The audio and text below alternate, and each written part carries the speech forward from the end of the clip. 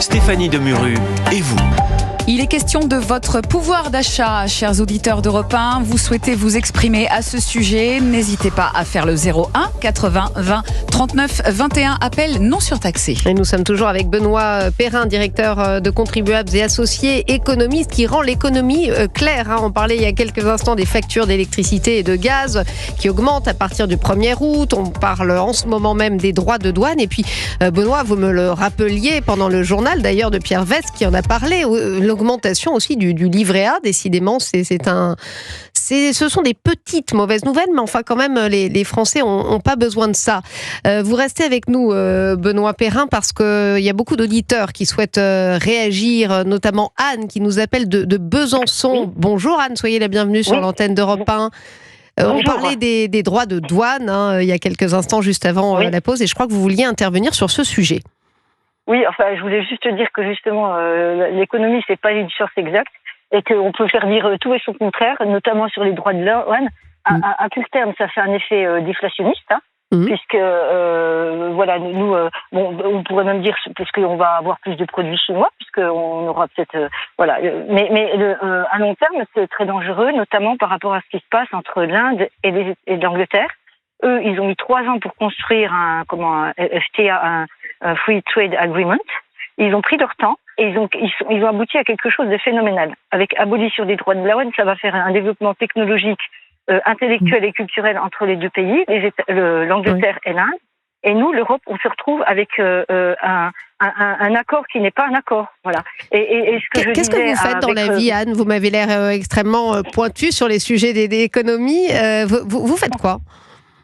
Moi, ce que je fais là, je peux pas dire parce que j'ai des procédures avec mon employeur. Mais j'ai fait des études. Non, mais en fait, par dépit, je voulais être vétérinaire, j'ai pas pu. Bref, donc j'ai fait par dépit économie comme étude. On va pas trahir vos secrets, mais enfin, ça vous impacte ces droits de douane ? Oui, c'est très préoccupant sur l'avenir technologique, culturel et même pédagogique de l'Europe. Parce qu'on est en train de démontrer que d'un côté, il y a des pays pragmatiques. Je ne vais pas faire l'apologie de la culture anglo-saxonne, mais l'Inde et l'Angleterre ont un précédent colonial. Nous, on a pareil avec d'autres pays, entre autres l'Algérie. Et en réalité, ce qu'il faut voir au XXIe siècle, il faut absolument voir que si on fait la pédagogie, la technologie, l'intelligence artificielle par le haut, l'exemple est montré par ce que fait l'Inde et l'Angleterre. En tout cas, sur ce point, l'Angleterre n'est pas forcément dans un état, je sais, les services publics sont déplorables, les piscines municipales, voilà. Simplement, moi, au lieu de regarder ce qui va pas, j'essaie de voir ce qui va bien. C'est un bon état d'esprit. Oui. Et le problème des élites européennes, et alors surtout les françaises, je les connais bien de près, c'est qu'il y a une espèce de mépris du commerce, une mépris de l'artisanat, une mépris des petites entreprises. Et j'ai adoré notamment Richard, franco-américain entrepreneur. Oui. Et hier encore, qui était sur notre antenne. Ben oui, même des démocrates aux États-Unis commencent à dire, mais attendez, mais moi j'avais prévu. Il était passionnant d'ailleurs, cet auditeur, c'est vrai, il nous a un petit peu éclairé d'une autre manière, parce qu'il était franco-américain et c'était passionnant.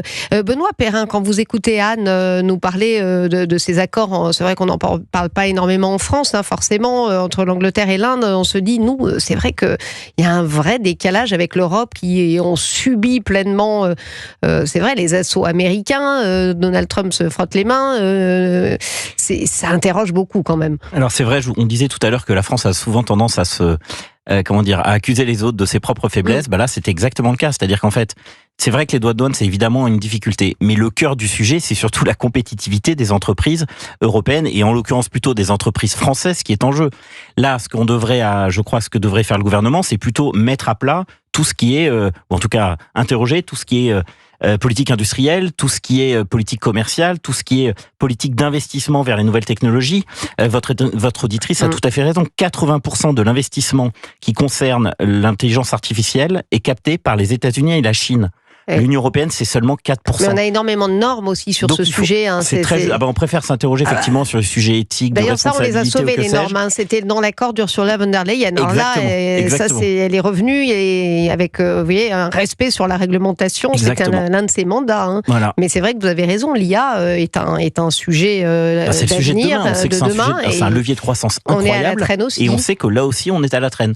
Donc, plutôt que d'accuser les autres, je trouve que c'est aussi l'occasion de se remettre en cause et de, finalement, essayer de s'améliorer sur un certain nombre de domaines, parce que si on a du mal à vendre, si on a une croissance molle, c'est évidemment parce qu'il y a des raisons objectives. Et encore une fois, le sujet de la compétitivité des entreprises et du coût du travail par la force des choses et par l'inflation normative est un sujet qui devrait, je crois, être absolument central dans la vie politique française. Et pourtant, on a nos atouts, on a nos chercheurs. Il y a Arthur Mensch avec Mistral. Pourquoi c'est aussi compliqué en Europe, Benoît Petit?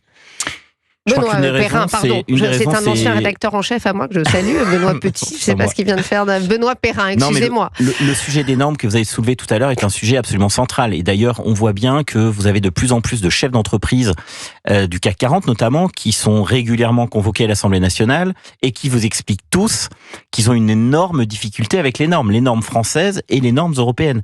La Commission européenne avait lancé il y a quelques mois, vous savez, la loi Omnibus, qui avait comme objectif de justement simplifier la vie, simplifier les procédures des entreprises européennes, et en fait, on voit bien que ça n'avance pas. Et en fait, cette obsession de la norme fait qu'aujourd'hui, quand vous êtes un chercheur, quand vous êtes un entrepreneur, vous avez envie, évidemment, d'aller plutôt investir ou entreprendre aux États-Unis qu'entreprendre en France, évidemment. Et c'est souvent comme ça que ça se passe, d'ailleurs, quand les entreprises... On trouve les idées en Europe, et on les développe à l'étranger. Mais ça, tout le monde s'accorde à le dire. Il y a des pépites en France, hein. Tout ne va pas si mal. Exactement. Merci Anne, merci d'être intervenue sur l'antenne d'Europe 1. Vous nous appeliez, je crois, de Besançon. Merci à vous. Attendez, je voulais juste dire, l'un des challengers en IA, Bangalore, ça n'a pas été fait comme la Silicon Valley de manière libérale, c'est des décisions étatiques, mais l'Inde, justement, est à surveiller derrière la Chine. Donc c'est du gagnant-gagnant, ce qu'a fait l'Angleterre. Merci beaucoup. Merci à vous pour votre émission et votre invité, puis tout le monde. Merci Anne, bonnes vacances à vous à Besançon, et on va aller dans le Cher, un tour de France. Ce matin, on va aller retrouver Julien, un auditeur qui nous appelle également. Bonjour Julien. Oui, bonjour. Bonjour. Vous vouliez intervenir aussi sur ces discussions. Est-ce que vous sentez impacté par ces droits de douane? Alors, potentiellement, nous, on peut l'être, puisqu'on expédie aux États-Unis. Donc, c'est forcément, on sait qu'il y a un risque pour nous. Maintenant, quand vous dites vous expédiez, vous avez une entreprise, c'est ça?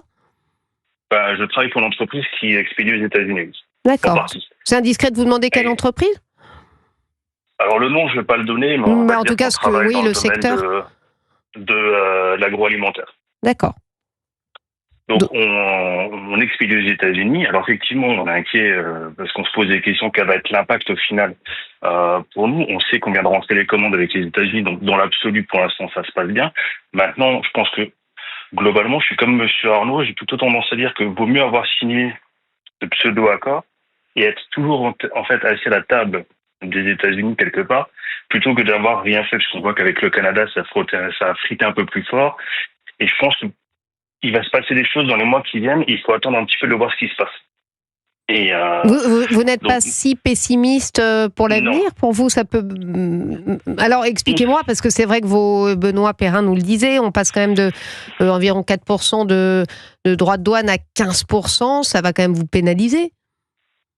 Nous, on sait. Alors, oui, ça va nous pénaliser, mais nous, on sait que, par exemple, nous, les gens qui achètent nos équipements aux États-Unis le font parce que les entreprises américaines, en fait, sont 30 à 40% plus chères dans le même domaine que nous.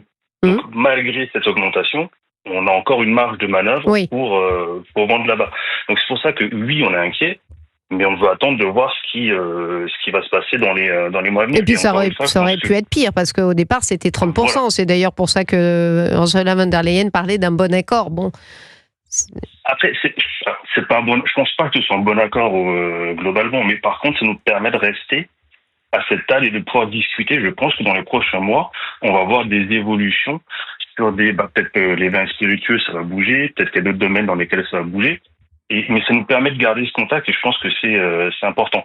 Après, il faut aussi voir, moi je viens, parce que vous m'avez déjà appelé mercredi, je rentrais directement des États-Unis. Et il y a on voit quand même qu'il y a une baisse, notamment d'activité touristique aux États-Unis qui est assez forte, quoi.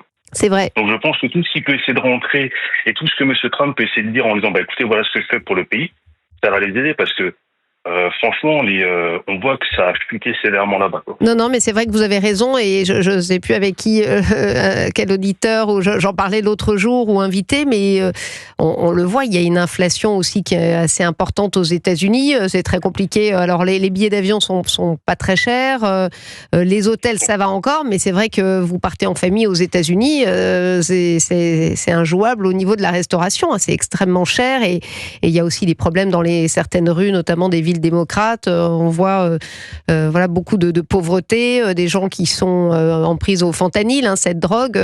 C'est ça aussi la réalité aujourd'hui des États-Unis. Oui, moi j'ai vu là, j'étais troisième fois que je vais à Las Vegas cette année. Il y a de moins en moins de monde, de plus en plus de magasins fermés. Donc je pense que toutes les annonces qui peuvent être faites, qui vont dans le sens de dire au pays, écoutez, voilà ce que je suis en train de faire pour vous, ça va leur faire du bien. Oui, merci Julien d'être intervenu sur notre antenne. Bon, merci au moins, vous voyez, merci à vous. Et Benoît Perrin, vous voyez, bon, il n'y a pas que des pessimistes, c'est bien. Exactement. Alors, Julien a raison, il y a quand même 2 types d'entreprises qui vont s'en sortir malgré tout. Un, les entreprises qui sont déjà compétitives par rapport au marché européen, évidemment. Et deuxième type d'entreprise qui risque de s'en sortir, c'est celles qui font pas mal de marge, typiquement la maroquinerie de luxe, et qui vont très probablement, en fait, baisser leur marge pour justement maintenir un prix à peu près équivalent. Mais ce qu'il faut quand même rappeler, c'est que vous avez quand même 17 000 entreprises françaises qui commercent avec les États-Unis. Et donc là, les 2 cas de figure que je viens de vous dire, c'est évidemment archi minoritaire. Et donc, la plupart des entreprises vont se retrouver complètement pénalisées justement par ces droits de douane. Benoît Perrin, merci beaucoup d'être passé par le studio d'Europe 1, de nous avoir apporté vos éclairages précieux sur l'économie et ses droits de douane. Merci à vous et restez avec nous, chers auditeurs. On va aborder d'autres sujets dans quelques instants et notamment le ministre de la Santé qui fait un tout petit peu la morale aux soignants. Il appelle les soignants à la responsabilité. Il estime qu'ils ne sont pas assez vaccinés. On en parle dans quelques instants.